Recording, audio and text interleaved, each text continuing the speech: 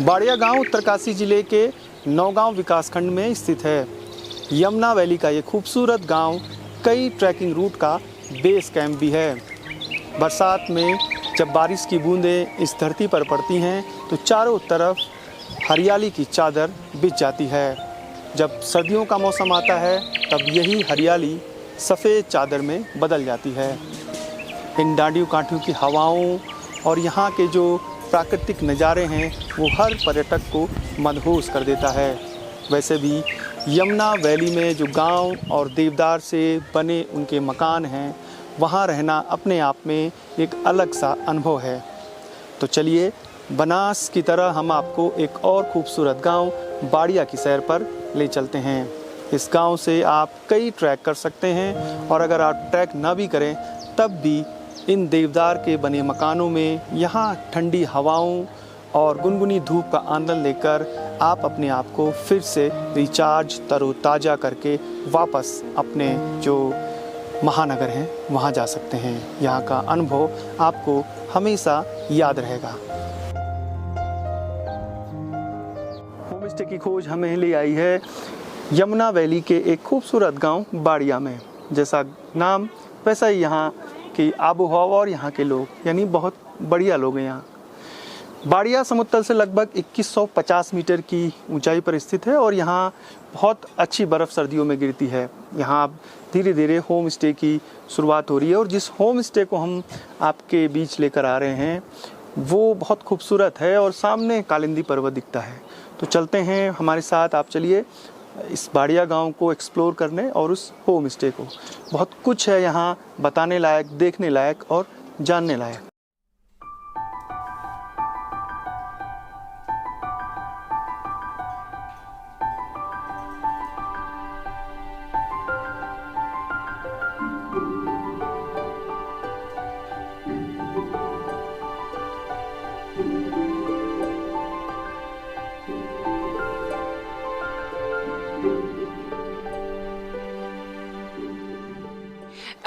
जो बाड़िया विलेज है ये बड़कोट से 30 किलोमीटर के अराउंड है। यहाँ से ही हमने ट्रैकिंग की स्टार्ट करी है। जो हमारा गांव है यहाँ पे हमने बहुत सारे होम स्टे भी बनाए हैं ट्रैकिंग के पर्पज़ से, और गांव का जो कल्चर है उसको भी हम कहीं ना कहीं ट्रैकिंग में ऐड करते हैं। जैसे होम स्टे में बाहर के टूरिस्ट आते हैं तो बहुत हम उनको रीज़नेबल प्राइस में रखते हैं और सारा उनको फूड अवेलेबल कराते हैं, यहाँ के कल्चर से रूबरू कराते हैं, यहाँ की चीज़ें उनको बताते हैं। तो फिर हमारा जो ट्रैक है यहाँ से शुरू हो जाता है बाड़िया गांव की। हमने ही इसको 2016 में एक्सप्लोर किया था और यहीं से ही स्टार्ट हुआ है, इसी गांव से। उसका नाम है गुलाबी कांठा। गुलाबी कांठा यहाँ से पहले 3 किलोमीटर अराउंड हम निशनी में जाते हैं, वहाँ पे भी एक विलेज है, विलेज से होकर ही जाते हैं। वहाँ पे भी आपको विलेज से रूबरू करवाते हैं। उसके बाद आप कंडोला थाच जाते हैं, वो वहाँ से 3 किलोमीटर के अराउंड है। उसके बाद आप कंडोला थाच में आपको होम स्टे प्रोवाइड कराया जाता है। वहाँ पे भी आपको लोकल फूड, लोकल लोग, लोकल कल्चर से रूबरू कराया जाता है। उसके बाद हम लोग जाते हैं गुलाबी कांठा। वो वहाँ से 7 किलोमीटर है। वहाँ पे आपको टेंट अरेंजमेंट मिलता है। वहाँ पे गुलाबी कांठा जो पीक है वहाँ से आपको बंदरपूछ दिखता है, केदारकांठा का भी पीक दिखता है। वहाँ से भी आगे डोडीताल का ट्रैक है और डोडीताल के ट्रैक में हमें बहुत सारे बंदरपूछ दिखता है, भीमथाच है, बहुत सारे वहाँ पे ट्रैक है, बहुत सारा अच्छा व्यू है, बहुत सारा बुग्याल है।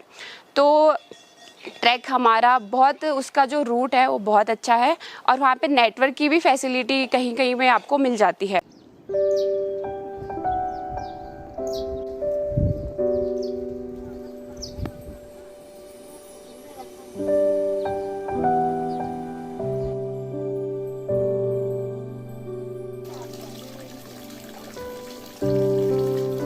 जी सर, आज के डेट में लोग होम स्टे में रहना पसंद कर रहे हैं।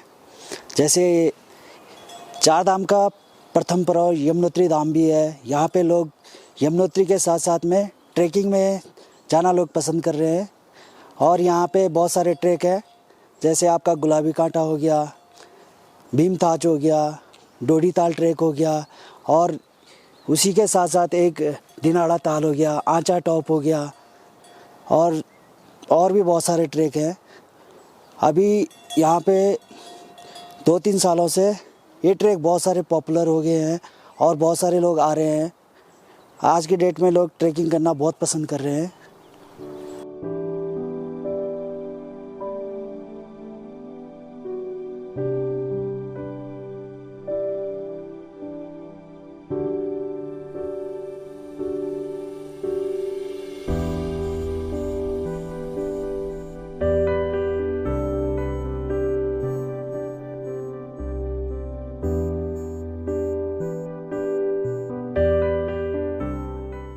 देवदार से बने हुए जो होम स्टे हैं उनकी बात बिल्कुल अलग होती है।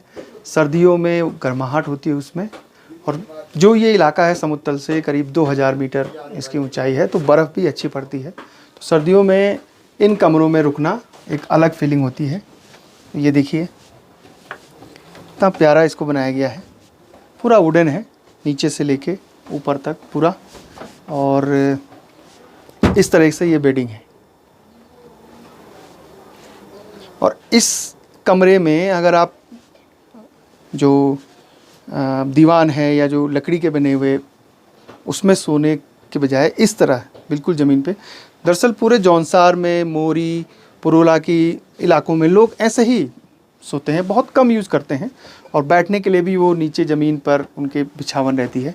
और यहाँ से जैसे ही आप खिड़की खोलेंगे तो ये पूरा ये अखरोट का पेड़, सामने यमुना मैया नीचे बह रही है, इसके नीचे हाईवे है करीब 500 मीटर, 400-500 मीटर। ये पूरा ये सामने की पहाड़ी है। और अब देखिए ये पूरा यहाँ से हिमालय व्यू भी दिखता है। ये खिड़की आप चाहें तो खोल सकते हैं, गर्मियों में थोड़ी ठंडी हवाएं आएंगी। और यहाँ से सीधे कालिंदी पर्वत, और कालिंदी पर्वत के बगल में जो बंदर पुंछ है, वो जैसे ही आप गांव से थोड़ा सा और आगे बढ़ेंगे तो आपको ये जो बंदर पुंछ है वो दिखाई देगा। सामने सोमेश्वर देवता का मंदिर है। तो ये खूबसूरत है इस होम स्टे की। इस तरीके के और भी रूम हैं, कुछ बड़े रूम हैं इसमें। तो 2 कैटेगरी के रूम इस होम स्टे में उन्होंने तैयार किए हैं। एक पूरा फैमिली रूम है जिसमें एक फैमिली आ सकती है 4-5 लोग, और एक डबल ऑक्यूपेंसी की 2 रूम, मतलब 2 लोग गेस्ट आ सकते हैं। तो हम लोग इसी रूम में रुके हुए थे। रात को जैसे ही हम सोने की तैयारी की, हमने सोए तो बिल्कुल नींद आई। और हवा का बाहर बहुत ज़्यादा प्रेशर है, पर यहाँ कमरों में उसका कोई पता नहीं चलता।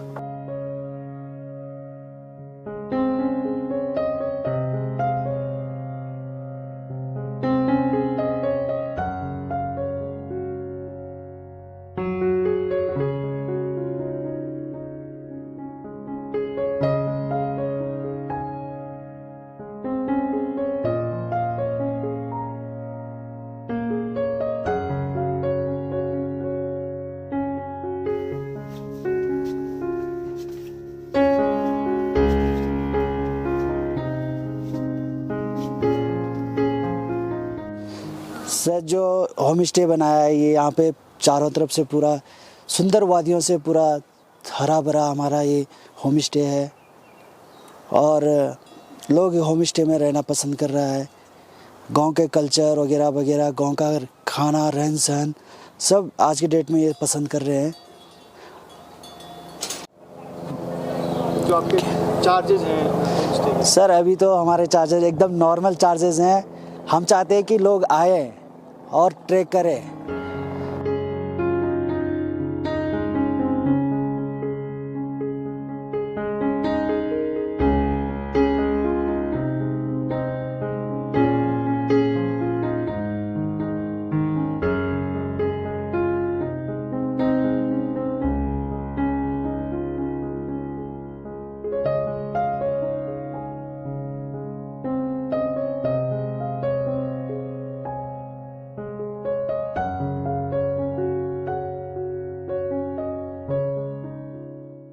जैसा कि मैंने आपको बोला कि ये गांव से ही इसकी शुरुआत हुई है। जब यहाँ पे गांव के लोगों, बहुत सारे गांव के लोग इस ट्रैक में इन्वॉल्व हैं, बहुत सारे। तो फिर अन्य ट्रैक में क्या होता है, आप जाते हैं सीधा टेंट स्टे करते हैं और आपका ट्रैकिंग आ जाता है। गुलाबी कांठा में आपको ये खासियत मिलेगी कि आप आते हैं तो आप पहले होम गाँव के चीज़ों से रूबरू होते हैं। आपको घर में, जैसे ये हमारा गाँव है तो सामने आपको होम स्टे में ही मिलेगा, तो वहाँ पे गाँव के लोग हैं, गाँव के कल्चर है और आपको बहुत अच्छा लगेगा लगेगा कि आप गांव का कल्चर जान रहे हैं, वह गांव का खाना खा रहे हैं, गांव की संस्कृति देख रहे हैं। तो एक तो आपको ये सब कुछ जानने को मिलेगा, ऊपर से आपको गांव के लोग ही आपके साथ कनेक्ट हैं, तो सारी चीज़ें आपको इधर पे कैसे क्या डेवलप हुआ वो सब आपको जानने को मिलता है। यहाँ पे लोग क्या करते हैं, बाहर से कोई भी चीज़ नहीं लाते हैं, खुद ही उगाते हैं और खुद ही खाते हैं, इसलिए हम इतने फिट हैं। और यहाँ पे गेहूं भी उगाते हैं और चावल भी, मसाले भी खुद ही पीस कर बनाते हैं। और यहाँ पे दाल, सब्जियाँ, बहुत सी चीज़ें होती हैं और उनको उगा के खाते हैं। और यहाँ का जो नेचर है, जो यहाँ के पहाड़ और वादियाँ हैं, वो बहुत खूबसूरत हैं। आप आएंगे तो पता चलेगा।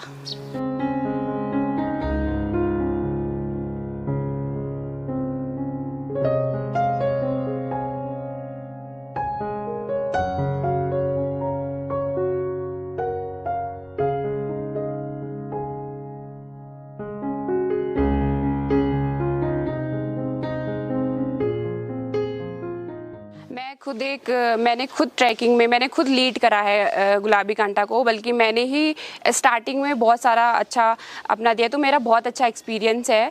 और लड़कियों के लिए मैं कहना चाहूँगी ज़रूर इन्वॉल्व होइए, क्योंकि आपको क्या होता है कि आपको कॉन्फिडेंस निकालना होता है। तो आपको जब आप लोगों के साथ मिलते हैं, आप कुछ काम करते हैं, आप कुछ लीड करते हैं, तो आपका जो कॉन्फिडेंट होता है वो बहुत अच्छा बाहर निकल के आता है। और स्नो स्कीइंग में हमारी काफ़ी लड़कियों ने भी यहाँ पे इन्वॉल्व हुई थी और वो औली तक भी गई थी, तो उनको एक्सपीरियंस मिलता है, बाहर की चीज़ें कैसे करके आगे जाना है, कॉन्फिडेंस, बात करना, वो सब कुछ डेवलप होता है। मेरा पहला अनुभव कैसा था जब आप पहली बार ट्रैक लेके गई? कितने लोग थे उसमें और वो कहाँ से थे, तो वो अनुभव कैसा था?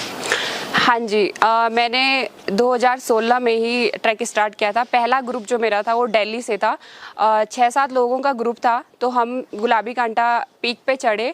बहुत अच्छा अनुभव था मेरा, क्योंकि मेरे को लीड करना था औरों को, मेरे को चीज़ें बतानी थी। मेरे को मौका मिला कि मैं हमारे गांव से शुरू होता है, मेरे को मौका मिला कि मैं उनको अपनी चीज़ों से रूबरू करवाऊँ, यहाँ के लोकल, यहाँ की चीज़ बताऊँ, यहाँ की संस्कृति बताऊँ, यहाँ की खूबसूरती बताऊँ। तो ये बहुत अच्छा अनुभव था मेरा।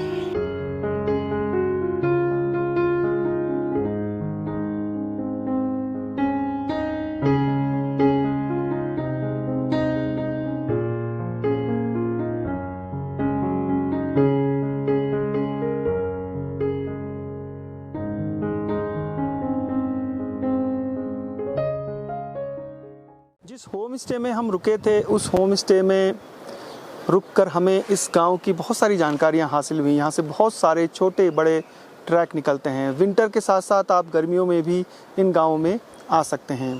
बाड़िया के आसपास भी बहुत सारे गांव और होम स्टे हैं। दरअसल बाड़िया गांव भविष्य के जो छोटे बड़े बेस जो ट्रैकिंग रूट्स हैं उनका बेस कैंप बन रहा है। और अभी तो गांव में 1-2 होम स्टे हैं, भविष्य में और भी होम स्टे खुलेंगे। और इस गांव की ही छानियाँ जो हैं वो गुलाबी कांटा जो ट्रैक है उसमें स्थित हैं।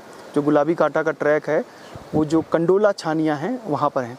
अब ये लोग वहाँ 6-7 महीने रहते हैं, और जब ट्रैक शुरू होगा तो उस समय भी आपको छानियों में उस सर्दी के मौसम में भी वहाँ पर मिलेंगे।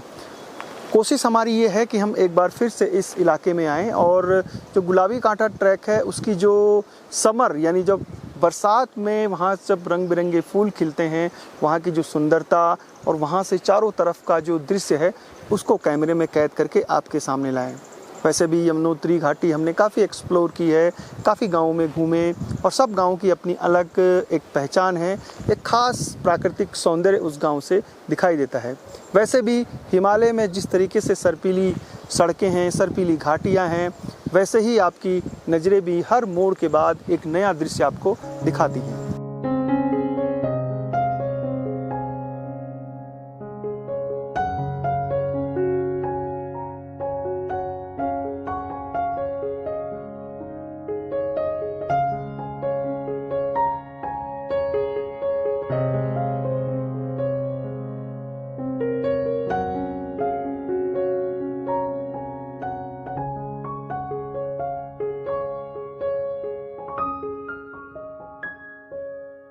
ये यमुनोत्री हाईवे है, और इस हाईवे के आसपास जितने भी गांव बसे हुए हैं, कोशिश की हमने कि कई गांवों की कहानियां आपके बीच लेकर आते रहें।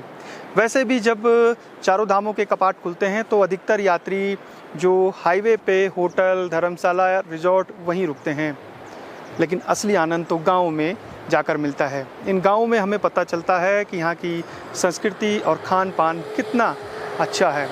हाईवे में तो वो सब आपको नहीं मिलता है, क्योंकि हाईवे में जो खाना है वो सारी सब्जियां नीचे से आती हैं, कुछ भी ऑर्गेनिक नहीं होता है। लेकिन गाँव में बात बिल्कुल अलग होती है, वहाँ सब कुछ आपको ऑर्गेनिक मिलता है। और इसीलिए हमने होम स्टे और गाँव को एक्सप्लोर करने के लिए यमुनोत्री नेशनल हाईवे के आसपास 10-20 किलोमीटर के जितने भी एरिया में जो प्रमुख गांव थे उन गांवों की स्टोरी आपको दिखाई।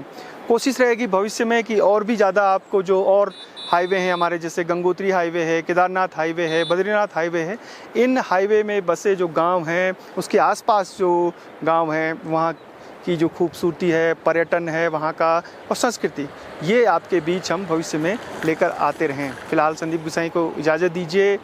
रूरल टेल्स का सफ़र आगे भी गाँव की सैर के रूप में आगे जारी रहेगा। जय नंदा, जय हिमाल।